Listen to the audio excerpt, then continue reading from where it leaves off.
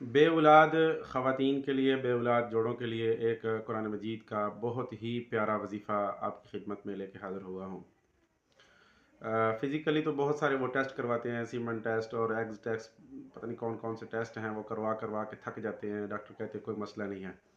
तो उन हज़रात के लिए ये बहुत ही प्यारा वजीफ़ा है। वजीफ़ा क्या है कि लौंग ले लेंगे, लौंग। लौंग 21 दाने इसके लेंगे, लौंग के। और मुकम्मल सारे लौंग एक ही जगह पर उनको रख लेंगे एक प्लेट में।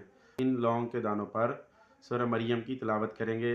पहले 3 बार तिलावत करेंगे पहले दिन, फिर दूसरे दिन 5 बार तिलावत करेंगे, फिर तीसरे दिन 7 बार तिलावत करेंगे पूरे लौंगों की प्लेट पर। एक लौंग खामद सिर्फ इसको चबाएगा और उसके बाद हक़ ज़ौजियत अदा करेगा खाने के बाद, लेकिन पानी नहीं पीना इसके बाद। इंशाल्लाह ये लौंग मुकम्मल होने से पहले-पहले इंशाल्लाह अल्लाह पाक ज़रूर मेहरबानी फ़रमा देंगे। आगे भी शेयर कर दें, शायद किसी का भला हो जाए।